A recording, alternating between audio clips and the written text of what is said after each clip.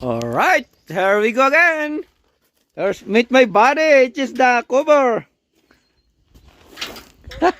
He's a firm mechanic also, guys. So okay, Mads, what kind of cover, what you call that?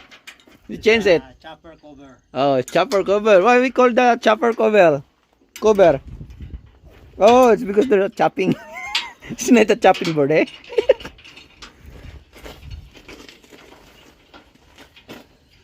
Chopper cover plate. Okay, but me guys, I changed the solenoid actuator for this cylinder.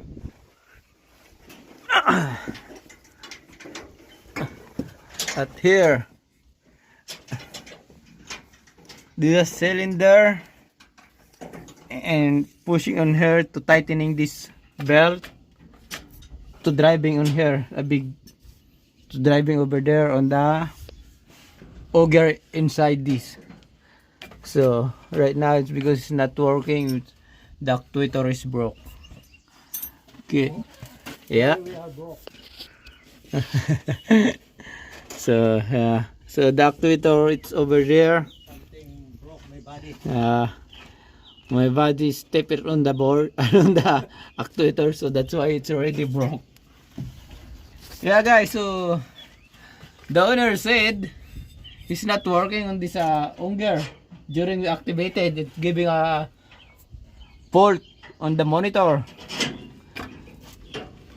And me and my body, we check this cylinder is not working during we engage on the controller inside the cab. So it's not working in here. So we check it this line, it where we going. Yeah, it's going on the bulb here.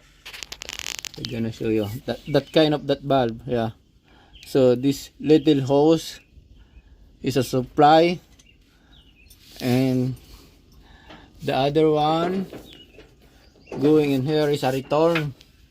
So yeah, so this one is a return going in here, but this one is a supply hydraulic. It came from the bulb. So that bulb, there's a actuator solenoid, that's one we broke, so that's why this one is not activating always. It's giving a fault code on the monitor. So I'm gonna show you if there's a location of solenoid. Let's do that. Go upstairs. Here's the new solenoid, guys. Already have a new solenoid here. So I bring it inside on the top. It's because it's too hard, up and down, up and down. So yeah, let's go on the top. Hey buds, are you okay? Say hi. Hi. Okay. Yeah, good. Everything is under control. Everything is under control.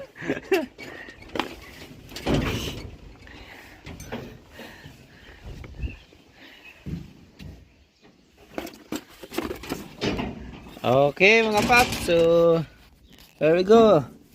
This one is the actuator, we need to change it. It's because the plug is broke.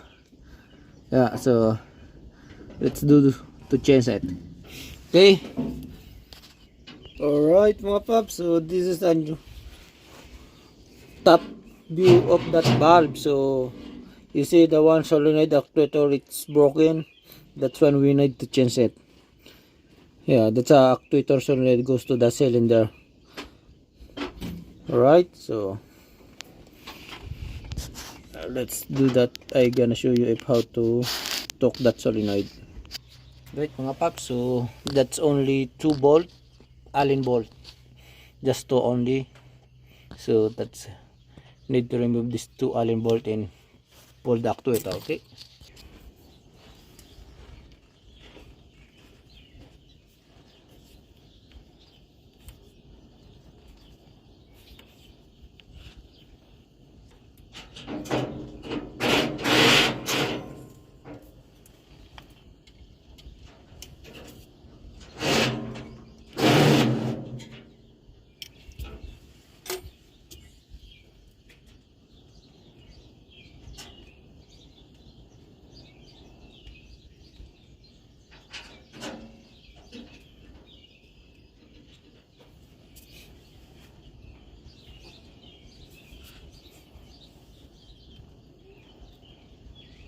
Guys,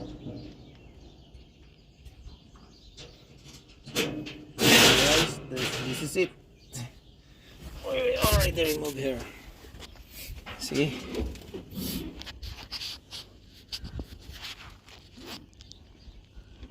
Now let's compare the old one and new one. It's still the same. So I have a new one here. I have a new one here. So let's check.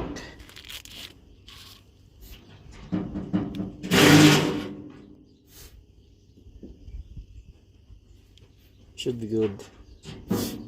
Hey guys, here's the problem. So that's why I changed the actuator. Okay, we already broke this socket, a female socket on here. Yeah, so that's why he's giving a fault when I trace that one is broke. So let's put it back.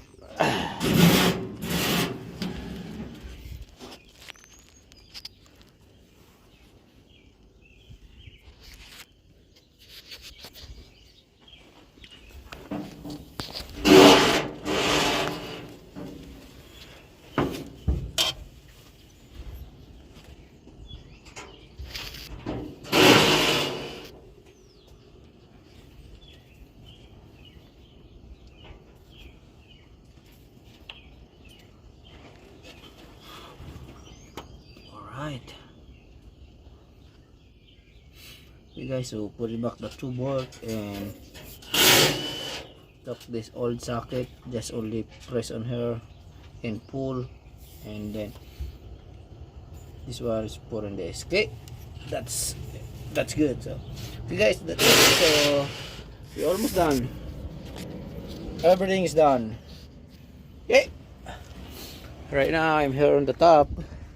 See the surrounding, it's all the farm. So okay guys, I'm gonna show you if how to do this.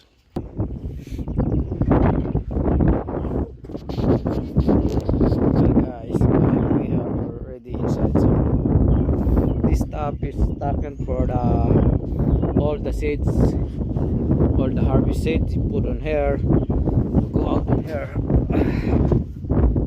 go from here. So from the header goes after here, just only, or it's already clean, the green or seed stuck on here. And this auger, that one we need to turn. Yeah, that one is related on what I changed the actuator, because this one is can't working if the actuator solenoid it's broke. It's because the cylinder can take the belt to turning on this. Okay, yeah, that's one big impact. So small solenoid, but it's a big part of this machine. All right, so I hope you're enjoying my video.